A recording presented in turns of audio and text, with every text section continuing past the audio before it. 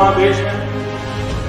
विश्व में हमने युवाओं की आईटी एनर्जी के माध्यम से अपना एक रुतबा खड़ा किया है और भारत इसके बात के लिए गर्व कर सकता है। दुनिया में हम आंख में आंख मिला करके बात कर सकते हैं। और ये मेरा साफ मैं हमेशा कहता आया हूं, IT plus IT is equal to IT. Information technology plus Indian talent is equal to India tomorrow.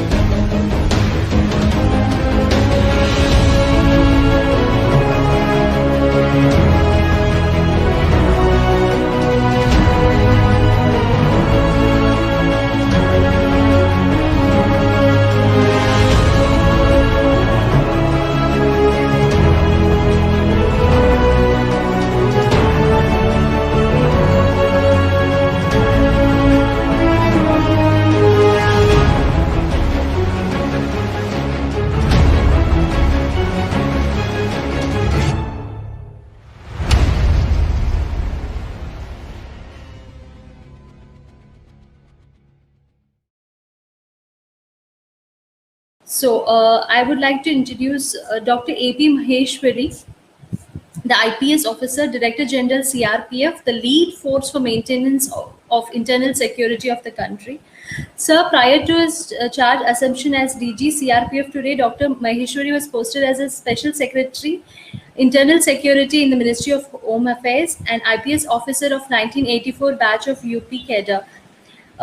Dr. Maheshwari is also a Doctor of Philosophy in Sociology and is also an MBA with varied training profile, which includes top-notch institutions like London Business School, Indian Institute of Foreign Trade, National Policy Academy, IIM, IIT, IIPA, FICCI, and CBI. It is really nice to have you, sir, and to interact with you on the Ayushman CAPF personal scheme.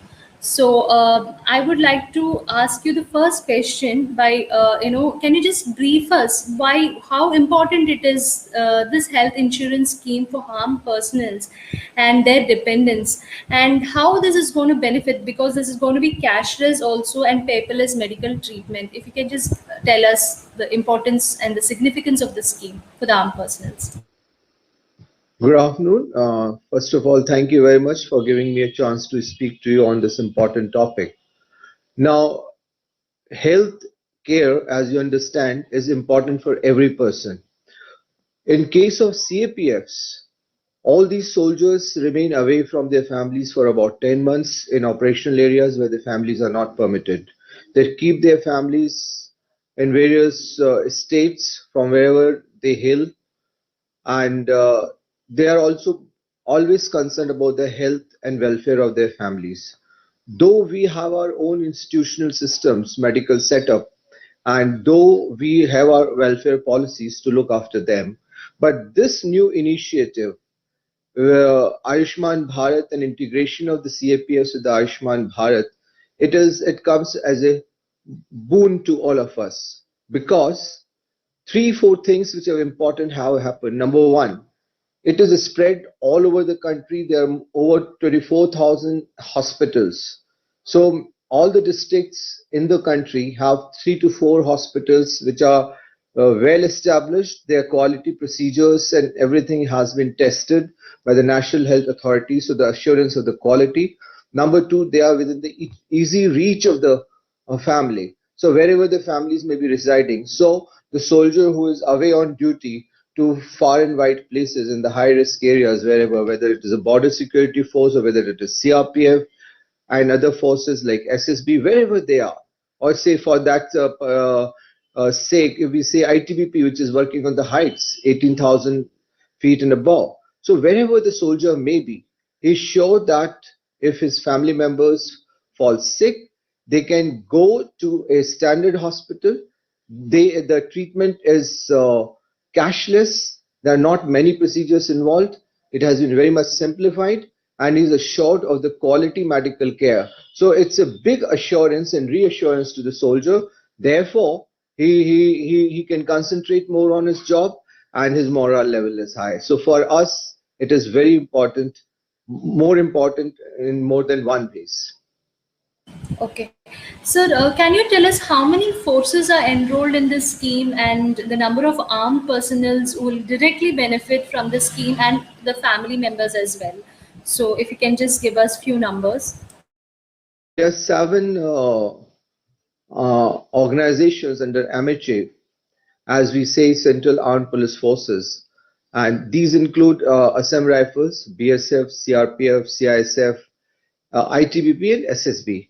Over 40 lakh people from these organizations, it includes the force personnel as well as their families, will be the beneficiaries. So it is a huge help to all of us, and there will be many value addition services also. They will be also doing the annual medical examinations, not only the force personnel but periodically also for the families of the force personnel.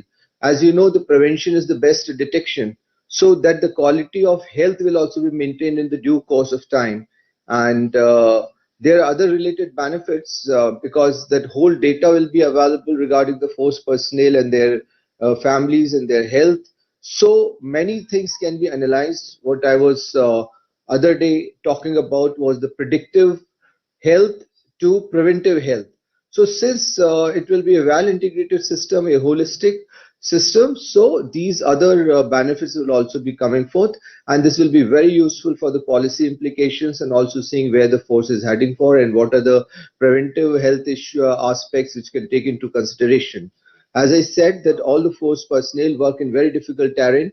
They are working on in the snow-clad areas to desert to areas which are riverine to the areas which are in semi-urban areas, the jungles, forest of central India where the CRPF is employed, and CRPF is also employed in Jammu and Kashmir, northeast. Now all these areas, this is create various type of adverse impact on the body also because of the geographical terrain and also because of the high stress these jobs carry. So I think those low medical category or the what we call in our terminologies, those cases can also be predicted and prevented. So there will be huge advantage of this system.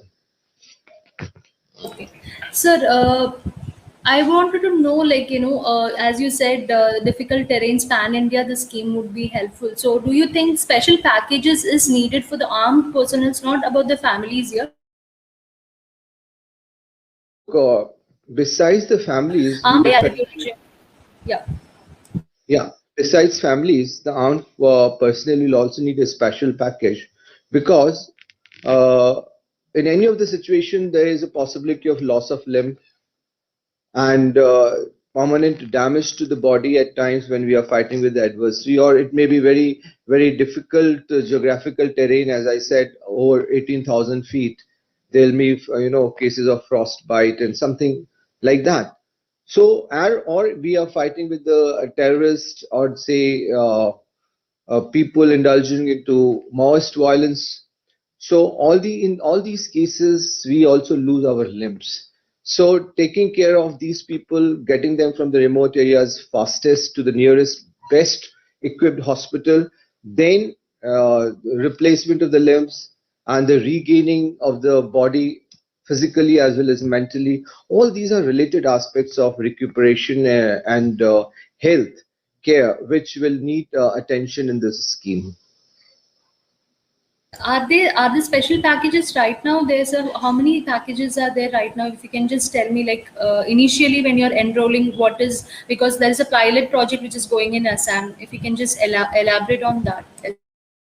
Look, that is where I'm saying that right now, for others the financial limit of 5 lakhs is imposed, but for the CAPF personnel and their families, as on date, there is no limit. As per the government rules, whatever is eligible for the medical care under the present rules, so that will go on without any financial cap. So I would like to ask another important question, like how important is a health insurance scheme for armed personnel and their dependents?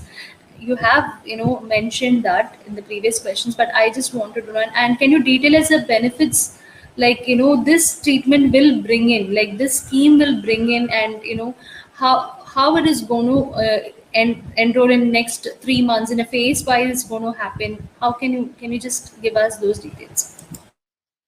See, as I said, besides getting the easy reach from the home wherever our family people are staying, and or besides ensuring the quality, the most of the important benefit which it will fetch is will free us from all types of procedural delays which caused in getting the sanctions, getting our bills approved, vetted, cleared at individual levels, and at times we also had the budgetary constraints. So for many a times the bills are pending for payment for over years, more than one financial year. But now this will be all integrated at national level as a holistic model. So all those procedures will be shortcut, and we will be gaining from the same procedures which are being followed by the overall scheme. So those procedures, the time response, and those budgetary constraints, whatever is there was there earlier, these are also the additional benefits. As I said, that quality definitely. Earlier, we were not sure whether we'll get a proper treatment. And number two, we were at individual level getting the hospitals empaneled in the country. So whatever we had limited capacity to look after our soldiers and their families, and we were also getting empaneled the private hospitals. Now the whole task is now covered under this umbrella scheme. So it is, as I said, is in more than one way. This scheme has been beneficial, not only in terms of the monetary coverage, but the real-time help, the spread, and the quality of the care, quality of the medical health care. So all these aspects are going to benefit. I suppose this will not be for the ex-servicemen. This is only for people who are for the current armed personnel. So, do you think later in stage this should be like, covering the ex-servicemen as well? What are your thoughts on it? I think right now we have started this model. So the pilot project is working in Assam, and over a period of time, everyone will be integrated. Now, individually, as a thinker, what I can say, yes, over a period of time, we may find permutation combination of integrating the retired personnel also, because right now they have a choice either to draw a monthly allowance health of 1,000 rupees or so, or they make a one-time lump payment to become beneficiary of the CGHS.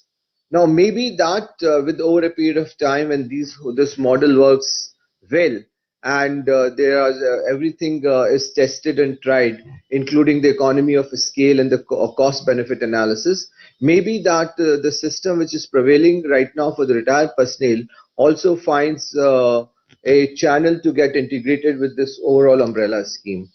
I am quite optimistic about it, and that will be good also, because anyway, the people who have opted either for the allowance or either opted for the one-time payment and CGHS scheme, will anyway government will be incurring expenses for them, so they might as well integrate with this. It all depends.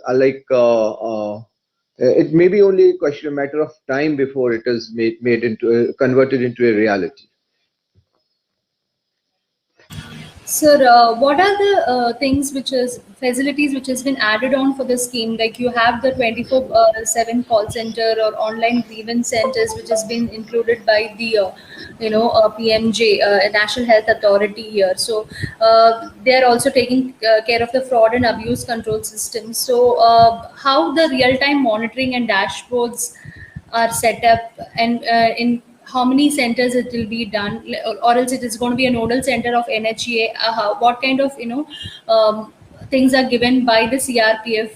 What is your contribution in this? Right now, the nodal centers of National Health Authority at Delhi, at Kolkata, Bangalore, and Hyderabad are functioning 24/7, and they have the inbuilt dashboard systems. So right now we are dependent on them, and if the National Health Authority wants us to create more nodal centers or want us to integrate, we'll be happy to integrate in order to facilitate the scheme.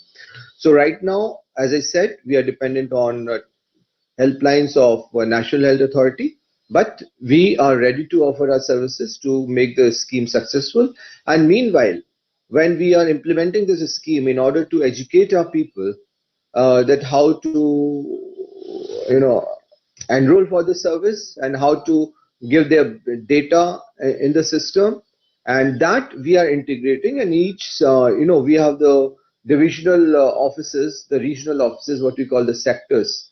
So all those sectors are doing that and educating our personnel, at the same time facilitating them to fill up their data, on the basis of which they are getting enrolled, and they will be further issued the iCards, on the basis of which they will be able to avail the services. So we are facilitating internally awareness as well as facilitation of the personnel to get hooked onto this umbrella scheme. And at the national level, if National Health Authority needs any facilitation or wants to use any of the nodes or the physical space, we'll be happy to help. So there will be special e-cards for CAPF scheme itself, right? So it is going to be different from the PMJ scheme, and there will be a special e-cards which will be distributed to the armed personnels. Is it going to be like that? If it is so, how many cards or e-cards will be enrolled? Like after the pilot project, how many months is the pilot? Any details on that, sir?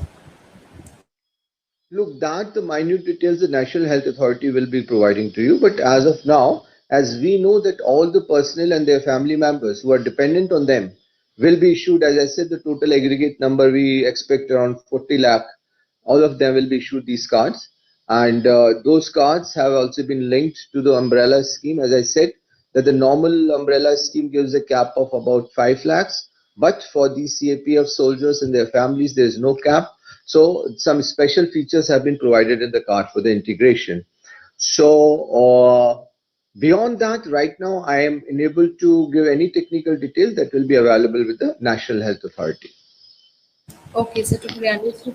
I would like to ask you, like, whether this is going to be like first enrolled to be, one section of armed personnel, like, or how it's going to be. It's going to be totally all together for the 40 lakh. How it's going to be, like each segment of the armed force, one armed force at a time. It's going to be like that. If you can just tell us. No, it is going on simultaneous. The process is simultaneous, and it is given to all the armed forces simultaneously. And the idea is to include each and everyone. There is no exclusion of anybody insofar as the serving personnel are concerned and their families. Okay. So I would like you to ask the last final question, like, if you can just overall tell us the benefit of the scheme and how it's going to help the, armed personnel, and how you're seeing it, because Ministry of Health and Ministry of Home Affairs has come out with this thing. So how significant and important it is, and if you could just give me that remarks. And also about, if you can, if you want to, you can touch upon the COVID vaccination, how it's happening in amongst the CRPF personnels. Any kind of a message for them, if that can be added as well. Look, insofar as the COVID vaccination is concerned, we are working as per the national policy. And my message is that we must have, we as the frontline warriors, all the police forces, after the health workers are done or as per the national scheme of vaccination, when the turn comes, they should go get themselves vaccinated with full faith and confidence. And they should also be the role model in this aspect, and so that they are safe and sound and can serve the nation further as per the objectives in the charter which we have set for the citizens, for the ease of living and security. Insofar as the health scheme is concerned, in fact, health is the most important aspect. If person remains healthy. Now the scheme talks about the higher order medical responses which you need in form of surgery and other things. So that will definitely give a confidence to the people that they are cared for, they are being looked after as a as a head of the armed force, I can definitely say that it's going to be a morale booster for the forces to give them a feeling that they are being cared and looked after. And particularly when they are away from the families for the long spells, this assurance that even their families are being covered and they can be sure of their mothers and fathers. And as I was telling the other day, when we tell them that you are fighting for the motherland, and many people made the supreme sacrifice in the security of the nation, of the motherland, and when their own mother gets sick in a village, and they are unable to immediately go to look after their own mother because of the call of duty. These dichotomies do come with the life of the soldier, and he had been under long stress. Now, this solution, this umbrella scheme under such a situation comes as a boon. And so, with a renewed commitment, he is serving the country now, and that's very good. And that boosts up the morale of the force personnel. And as per the need of the time, I am quite sure each and every force, CAPF, and their soldiers will do their best, contribute their best for the security and stability of the country. So I wish everybody all the best. They remain healthy and keep others also healthy. Follow the right lifestyles if there are any lifestyle changes needed after. As I said, that this scheme will have lots of data which can be analyzed and which can be even used for the preventive health issues. Even I tell you, and I was mentioning that if you, when you walk for long in desert areas or live in the mountain for long, they have the impact on your bones, which is which you realize after 30-35 years. Now this type of data will also help the research in such aspects, so that we can tell those soldiers that if you have completed your tenure in these areas, these are the types of exercises you need for the various body portions, so that you maintain the alignment of your body. So the alignment of the body as well as the mind both will be in place. So we all are happy about it, and we thank Ministry of Home Affairs and Union Home Minister as well as the Prime Minister of the country who have thought of such a scheme, and the national health authorities to let these forces pitch in and do something great for these soldiers. Thank you so much. Thanks a lot, Doctor, for coming in and sharing your thoughts on a very important scheme, and hope it, as the vision is, it gets rolled out as soon as possible.